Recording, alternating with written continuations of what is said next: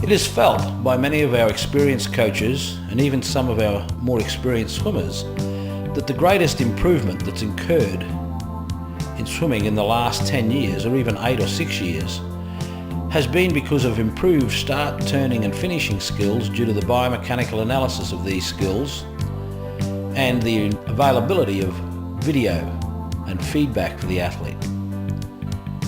It's felt that these skills have improved world swimming standards much more than the actual physical side of training.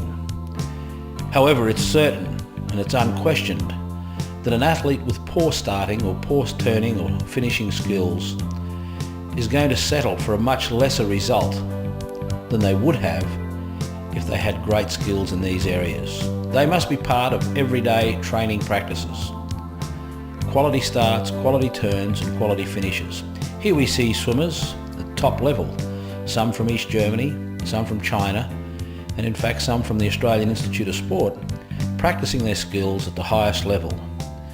A swimmer here is combining a grab start and a track and field start to suit her individual needs, and by the use of slow motion video can compare whether it's suited to her or not.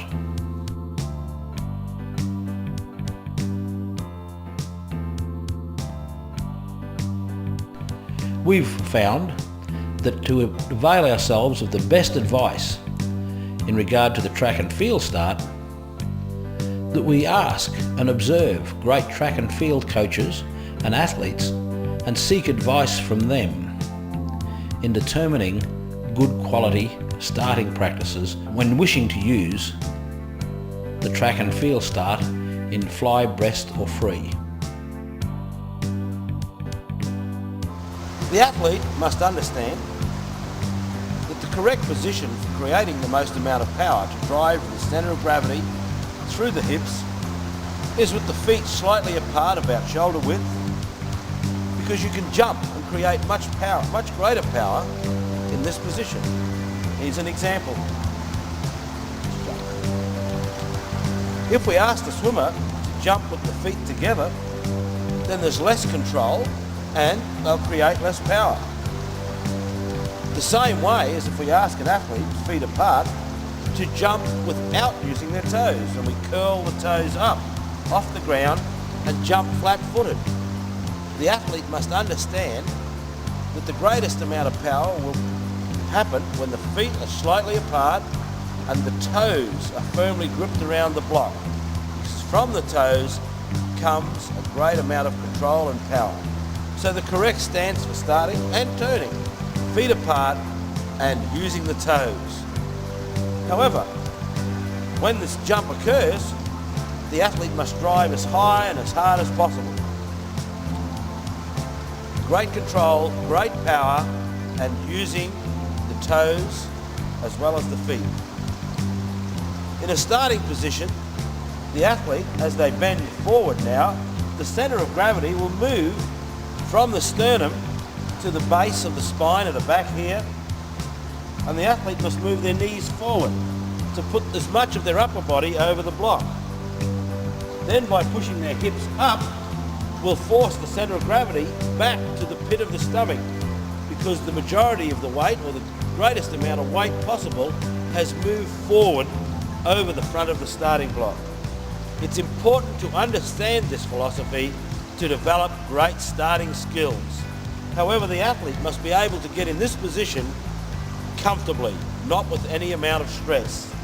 And it will take great stretching, great flexibility, range of movement, and many, many practices to find the ideal starting position for each individual. And it will relate to their centre of gravity, their flexibility, leg power, and position on the block. On the command go, the athlete will push forward with their arms and bring their hips forward quickly and drive through their legs. The balls of the feet and the toes driving quickly, upwards and forwards, as that centre of gravity is forward of the blocks. This position enables stability of the body, prevents injury because it maintains good control, and allows the athlete to drive through the hips rather than just the legs when starting, turning or exercises leg dominated in the gym. This position, when the knees are slightly bent, lowers your centre of gravity, of course, and gives you great stability, and a position that martial arts people would use in a fighting stance. It also allows great stability on the wall and on the starting blocks. So the position we suggest for starting and pushing off the turn is with the feet maybe just a fraction narrower than the shoulders, but a nice stable position that allows maximum force, minimum injury, and great control. As we've seen in some of the earlier footage and video, the starting position, or the initial starting position, must be practiced frequently, either as a group along the side of the pool or as an individual. The starting position commences with both feet being placed at the edge of the pool, toes gripped around the edge, feet at shoulder width apart. The next position is to move the knees forward, level with the edge of the block, take the upper body down and place it against the thighs while keeping the knees forward, level with the edge. Hold the edge tightly with the hands and push upward on the hips to get a nice point of balance, but having enough bend in the knees and the hips to allow for maximum drive through the hips and immediate release of the starting edge on the go or the command of the gun. Let's do that once more through. Robin? Starting position, feet at shoulder width, gripped around the edge of the pool by the toes, knees forward to the edge of the block where they must be kept in that position. The upper body is taken down and placed against the thighs. A firm grip on the edge of the pool, either inside or outside the feet, allowing for a strong push. The knees are bent, but the hips are pushed up high to move the centre of gravity forward from the lower back to the pit of the stomach, which will allow for quick release off the starting position with maximum force driven through the hips. The start for butterfly, breaststroke and freestyle is taken from the same position. The athlete, feet at shoulder width, moves forward to the edge of the block. Toes gripped firmly around the edge at shoulder width. The knees are then moved forward, level with the edge of the block and the toes, and the upper body is taken down onto the thighs without the knees changing their position.